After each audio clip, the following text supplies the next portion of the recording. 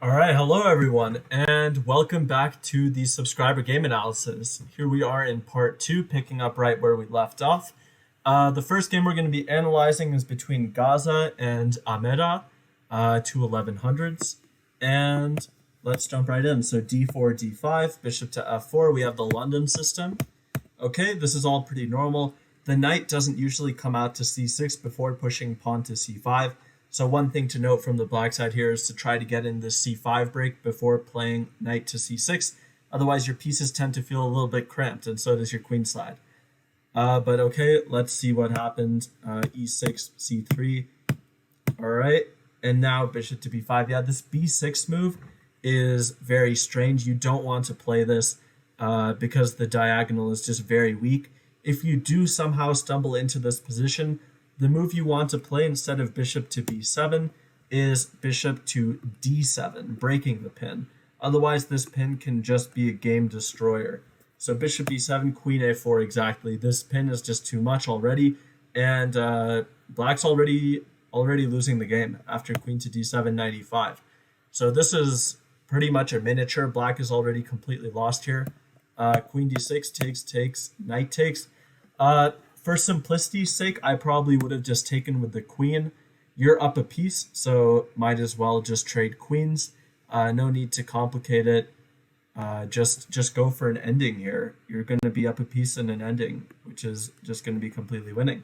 So knight takes c6, and now, okay, knight d2, takes, and you bring your other knight to e5 and queen to a3. If you want to trade queens, I think queen to b4 is a better alternative because after takes, now you're taking back with the knight. So you're not ruining your pawn structure at all, which is important.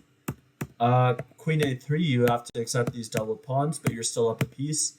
Now castles, okay, lose this pawn, and okay, you shouldn't give up the rook.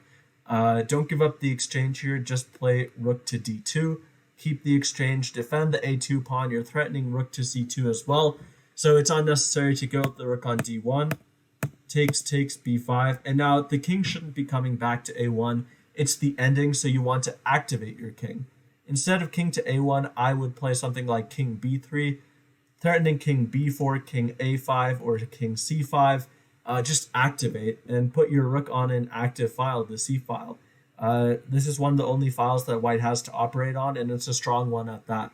So maybe your pieces want to go to c1 for the rook, a5 for the knight, and this is just a very powerful, overwhelming position as well. But king a1, all right, knight d7. Right here, black hangs the rook, but white doesn't take it. You could just take it, knight takes e7. Black realizes the mistake. Okay, knight takes a4. Now you take the rook, and relatively simple conversion, up two knights.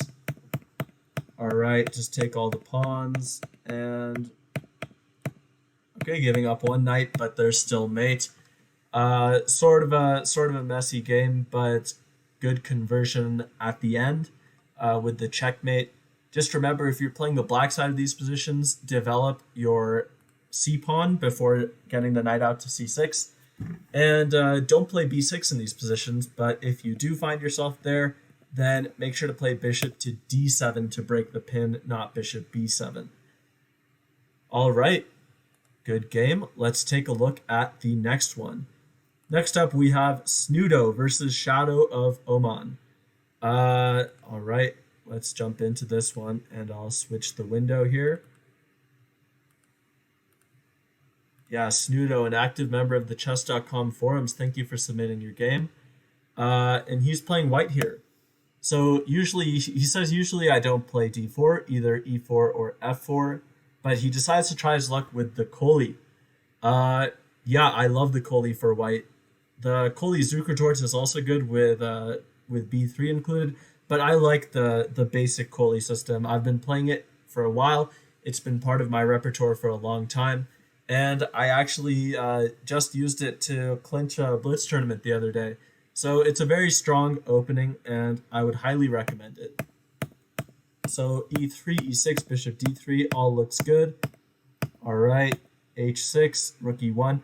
So actually in these positions, when your opponent puts their bishop on e7, you should be looking to play knight to e5. And the reason that your rook doesn't come to e1 is because it can be useful later for a rook lift. So let me show an example. Knight to e5, knight c6 is black's most natural move, just bringing his knight out. Now pawn to f4 by white, and I've had this position, a similar one without h6 over the board. Black plays queen c7, and now we play rook f3. So this rook lift is pretty typical in the Colle system. Just bringing the rook over to h3, then bringing your queen in. And this is a very effective plan. It has helped me win a lot of games. So keep your rook on f1 with the idea of the rook lift. But let's see what happened. Rook to e1, and now you went for e4. Usually before you play e4 in these positions, you should take on c5. That way you don't get a weak d-pawn. So d takes c, bishop takes c, and e4 is a sort of common plan in these positions. Though if you intend on doing this, you don't need to insert rook to e1, because you can get this position. Takes, so de, knight takes e, bishop takes e, and after queen takes d1, rook takes d1, you've sort of wasted a tempo with this rook to e1, rook takes d1.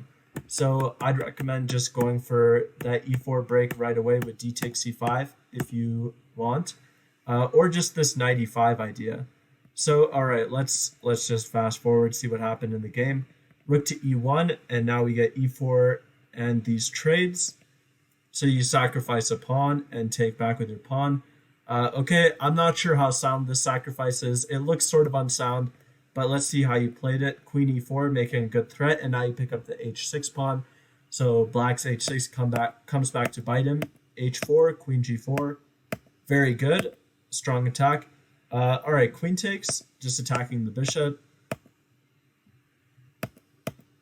Nice play so far. Rook takes d8, queen takes c3. All right, now it looks like you're picking up a piece, but I spot a little tactic here.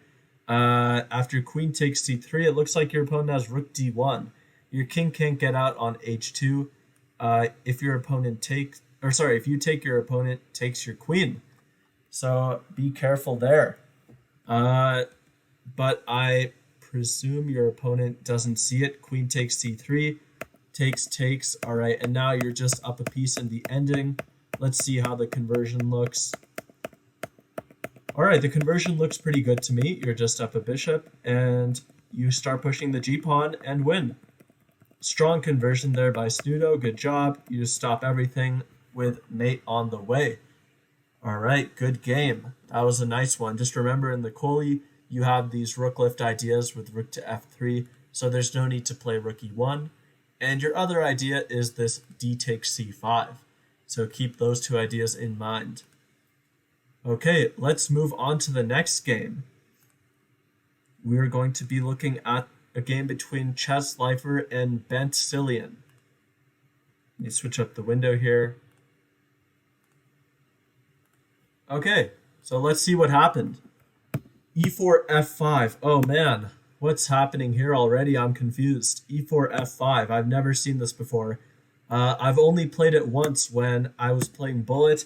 Looked away for a second, thought my opponent played d4, and I thought I was playing the Dutch, but in fact I was just giving up a pawn for free and weakening my king. So if the black player is watching, please do not play f5 on move 1 against e4. It is not an effective opening. So this happens, knight e4, knight c3, okay. And it looks like black didn't get such a horrible position from this, despite the opening being very shaky. Looks like a very messy position. Black somehow wins the exchange. And now bishop to b6 is an important move here.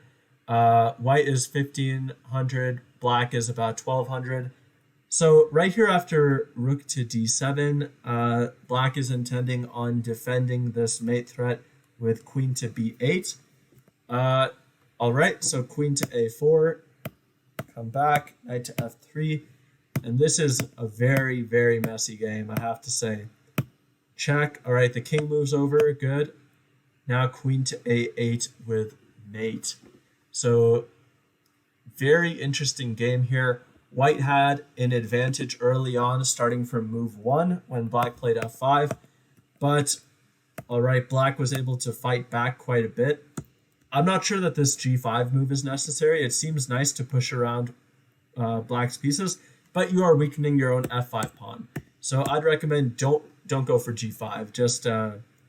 Just keep the status quo here. Keep it as it is. Your f5 pawn is going to be very strong. Let's say you play some sort of bishop b2, bishop g2, knight h3, knight f4, knight e6. You have some very strong ideas here. So just leave the pawns as they are. Don't create too many weaknesses. But good game overall. All right. Let's move on to the next one. Looks like our next one is between Leon Likes Chess and Kingside Invasion.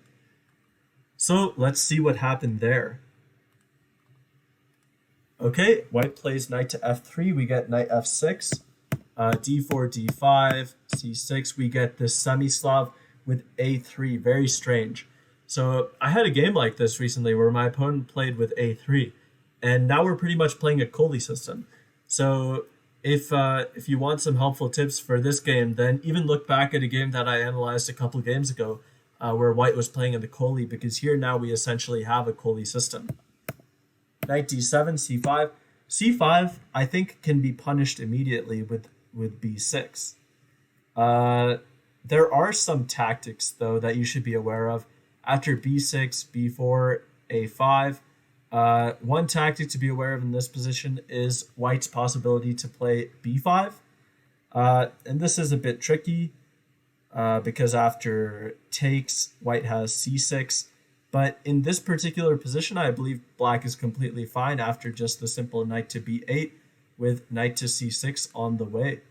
So this should be okay. Let's see what actually happened before castles. All right, all of this occurred, and the light square bishop trade. And the light square bishop trade favors black, because if you look at the pawns here, just try to take a look at which squares your pawns are on. For black, black's pawns are on f7, e6, d5, c6, so therefore the dark square bishop is a good piece. Whereas for white, because the pawns are all on dark squares, the light square bishop was a good one. So this is a good positional understanding by black here, trading these bishops. And now queen to a8, good move. And the bishop is lost. As the black player said, there's no reason, or there's no point in analyzing the game past the piece loss. I will listen to your advice and I will not analyze it any further because I trust your conversion. We can quickly look through and see what happened, but black was able to convert this quite easily, putting a knight on b5 and ultimately getting the win. So good job to Kingside Invasion here. And yeah, white should be a little more careful when considering which bishop to give up. Because like I said, you have to look at the color squares your pawns are on when deciding which one of your bishops is the most important. All right, so strong conversion by black here. And let's exit, go to the next one between Olav Humbeck and Clubmate. So I believe this is one of the games that was already quite heavily analyzed. So I'll just go over it to give the spotlight to Mr. Olav Humbeck. But yeah, he's given this game in the Jackal attack. And yeah, this is an interesting line that I can't say I'm too familiar with, but bishop takes f2 seems interesting. And we get this position where white's idea is to play queen c5 with a mate on e7. And after queen takes g5, we have knight takes g5, knight c6, takes. And here the original poster mentioned that knight takes e6 novelty is not the best move. And I have to agree, knight takes d5 to me looks much stronger with the idea of e6. And you're just taking this knight and getting this very strong d-pawn. So this would have been much better for white, this variation that this guy's given, Olav Humbeck. So thank you for providing that. Knight takes e6, the reason we see that it's a little bit shaky in the game is because it gives black the f-file. Rook f8 is a very powerful move, and now black is generating tons of counterplay. So much so that after e6, there is this rook f1 idea. And if the white king tries to scurry over to the center of the board, rook takes d7 is very effective in stopping that and winning the game. So knight d1, and white lands in a sort of tricky position where, honestly, I get the feeling that black has the better practical chances with the two rooks. But this game ends in a draw after a repetition is found. I'll skip to that point. Okay, and two rooks versus the queen. The pawns are liquidated, and now this should just be a draw. Although black retains some better chances here, this is just a draw. Good game by both sides. The jackal attack is very interesting. I might give it a look myself. But yeah, this key moment, as you pointed out, was knight takes e6 versus knight takes d5. One of them gives black more counterplay than the other. So both knight sacrifices, both very interesting, but you gotta choose the one with less counterplay. Good game by Olav, though. Thank you for submitting. Let's move on to the next one. And this is the last one for this video between Sven Holger Oxtenat and Frank Sanders. So we have two 1900s going up in this battle. And let me switch the window capture here. Alrighty. So e4, e6, b3, d5. This b3 against the French defense is interesting. I faced it only online, but I guess it has its ideas. Castle queenside quickly. All right, takes. This all looks very normal. d4 also normal, with the idea of possibly getting this knight on g1 over to the e5 square through f3, and retaining this powerful b2 bishop that defends the white king. So, okay, queen d5, queen backs up, a3, queen f5. Okay, so queen f5 played, a3, queen f5. So the idea here is, I guess, that if you take the knight, I'm playing bishop to g5 and winning your queen. And if you don't do anything, I'm threatening mate. So a strong move by black here, nice find. Bishop to d3 was played, takes, queen g5 check, queen takes g2. All right, looks like white has some compensation for the pawn, given that black is not castled and the g-file is open. But black does have the two bishops. Okay, now we get opposite colored bishops. But this knight on e5 is strong, so black exchanges it. Rook to g1, rook d3 is a good rook lift. Takes, and liquidation occurs. And after some trades, it becomes clear that this ending is becoming harder to win. This game is declared a draw here. I'm not sure if either side has any incentive to play on, so a draw seems to be a fair result. If any side should play on, it's black. Black definitely has the better chances with one pawn extra, but white also has some counterplay that's nothing to be scoffed at. So good practical chances for both sides, but in all likelihood, a draw is a very fair result. So good level game here. Queen f5 was a nice little tactic. But yeah, good game. All right, and that was the last one for this video. Stay tuned for part 3, which is coming up very soon. I'll see